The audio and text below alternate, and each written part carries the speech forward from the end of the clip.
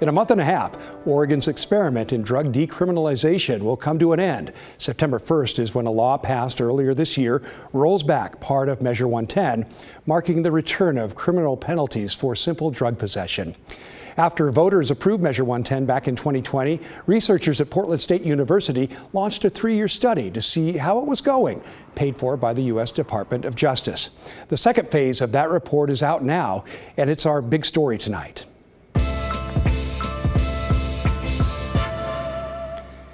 Well, the first report from that study was released last year, focused on what law enforcement officers felt about Measure 110. In short, they weren't big fans. But this new report suggests that some complaints from law enforcement officers are not backed up by data. Let's give you some background now. According to the first report, a lot of officers felt Measure 110 prevented them from investigating other crimes because they could not use drugs as probable cause for searches anymore. They added it made them less proactive in policing and that it was harder to recruit informants without the leverage or threat of a drug possession charge. Most of all, officers told the PSU researchers that Measure 110 was all carrot, no stick, and the citations they were supposed to give out instead of making arrests were a big waste of time. Other studies found that police weren't very consistent about handing those citations out in the first place. So let's get into Year 2 report. It looked at things like police stops, searches, arrests, and drug court participation.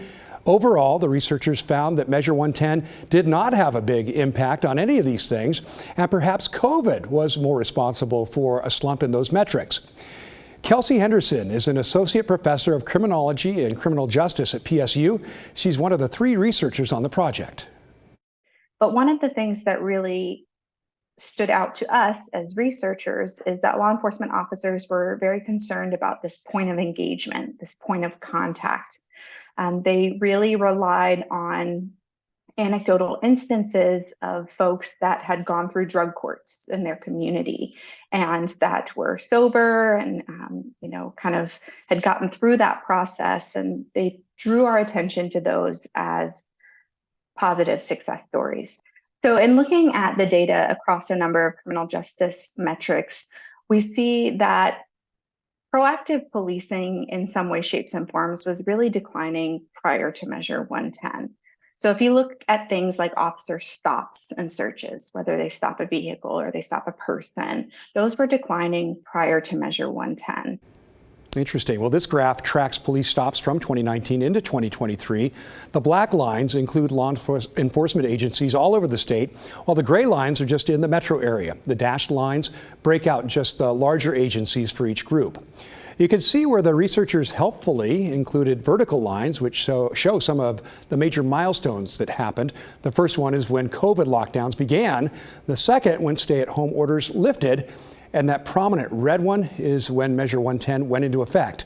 For both groups, agencies statewide and metro only, stops were already declining even before COVID. In fact, Measure 110 is about where things seem to have stabilized, and the number of stops started to gradually go up again in late 2022 and into 2023. The researchers concluded that Measure 110 did not put a big dent in proactive policing because it was already at a low point. And so really, when we look at a lot of these measures, particularly that are included in the Year 2 report, we see that COVID probably had a bigger impact on proactivity than Measure 110. Officers are, of course, accurate in what they note as this being a tool that's been removed from their tool belt, but they also reference a lot of other tools that were removed as well. It was a similar story for police searches. You can see how searches were declining even before COVID and kept going down until Measure 110 began, then declined a bit more before stabilizing at that lower level you see. In this graph, the orange part of each bar represents a hit when police found drugs, weapons, or stolen property, while the gray parts are where they found nothing. The researchers noted that as of June 2023, police make a hit about 32.2% of the time, which has also gone down over time. Well, researchers next looked at the types of arrests that police make. For most types of crime, arrest rates took a big hit at the start of COVID, maybe the only exception being weapons crimes, which have remained incredibly steady since 2008. One thing everyone expected to see was a decline in drug possession arrests after Measure 110. That's the light blue line there. PCS meaning possession of controlled substances. If we look at other metrics such as arrests, of course, PCS arrests declined just immediately, kind of following Measure 110, but they were declining around that same time period or earlier, maybe as a result of the COVID-19 pandemic. We see that huge drop at the same time of those stay-at-home orders amongst DUI crimes, amongst property arrests. So PCS arrests declined in 2020. Measure 110 took effect in 2021. Of course, they just continued to decline because folks wouldn't necessarily be arrested for user level amounts anymore. But whereas other arrests that declined because of COVID began to rebound, of course, PCS didn't. And so looking at things like property arrests, drug crime arrests, property arrests, DUI arrests, those began to pick back up and get back to more pre-COVID levels. So arrests for things like property crimes and DUI went up almost immediately after Measure 110. Those are the green and brown lines. They were almost back to pre-COVID levels by the end of 2023. There has been a continued slump in arrests for drug manufacturing, sale, and delivery, the dark blue line, but that's also been on the decline for years. It seems to have stabilized a bit in 2023. Well, the researchers concluded from all this that, again, Measure 110 did not have a big impact on how police investigate other crimes. Cops were able to go right back to enforcing most other types of crime as COVID became less of an issue, although they have not quite gotten back to where they were before. Finally, the researchers looked at how many people are participating in drug courts.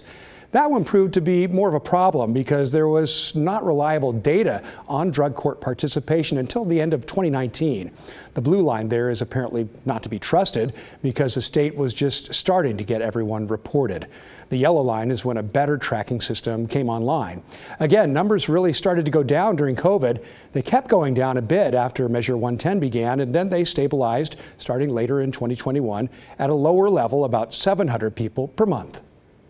I would say, by and large, we actually saw that COVID had probably a stronger effect on Oregon's drug courts than Measure 110 did. And to give you a little background as to why that's likely the case, most Oregon drug courts historically have treated high-risk, high-needs folks. In the early advent of drug courts, they were typically looking at lower-level crimes, maybe first-time offenders. But as more research kind of matriculated and we learned more about the efficacy of drug courts, it really became apparent that for drug courts to be effective, there are a number of kind of policies and procedures happening over here, but also it's really truly about the eligibility and the population. And so most drug courts have shifted to focus on drug adjacent crimes. So maybe things like property offenses. And again, these folks are typically going to be high risk, high needs. They might be prison bound for the crime that they have been arrested for. And so truly, Measure 110 didn't have this disastrous effect on Oregon's drug courts that it might have in another region that really still operated with that drug crime first-time offender model. And so in looking at the data, particularly of the last 4 years that the Oregon Judicial Department gave us, we actually see that referrals to drug courts have been steadily kind of stable and even maybe a little bit increasing in the last few years. It's about the same percentage of folks that are being accepted into drug courts over the last 4 years, and the same rate of folks are graduating from drug courts over the last 4 years. There are definitely fewer people in drug courts now than there were pre-COVID, but the researchers pointed out that the number of people able to get into drug courts even before COVID and Measure 110 were pretty small. When arrests for drug possession were at their height, police arrested just over 23,000 people in a year. That's about 7% of the estimated population of folks in Oregon with substance use issues. And at their height, 1,300 people in Oregon were enrolled in drug courts, or about 5.6% of those peak arrests. One thing that law enforcement officers talked about in the previous report was that they felt drug possession arrests and jail time played a role in helping people realize when they'd hit rock bottom. Henderson acknowledged that's not really a claim that they were able to evaluate with their research, but she did say that the traditional path for people turning their lives around, drug courts have never been for everyone. When we spoke to some court personnel across the state, a lot of them did talk about how the folks that choose to engage with drug courts are typically those that are going to be motivated to do so. Because for some treatment courts, the tasks and the timeline might be actually more severe than the jail sentence or the prison sentence, the carceral sentence. Drug courts on average are 12 to 18 months to complete. They include multiple stages. Some of those stages include like weekly check-ins and just a lot of components and responsibilities that come with those programs. And so I think it is important to acknowledge that for some folks, they may really truly be in a position where they're ready to make that change. And when they're approached, it is, meeting them where they need to be or where they are. Well, even though the second report of this 3-year study just came out, Henderson said they're already starting to wrap up the research from their 3rd year, meaning they'll be all done gathering data before drug possession becomes illegal again in September. So what do you think about PSU's latest report? Does it change the way you think about policing and drug crimes? Why or why not? Email the story at kgw.com, or you can use the phone and call. Leave a voicemail at 503-226-5090.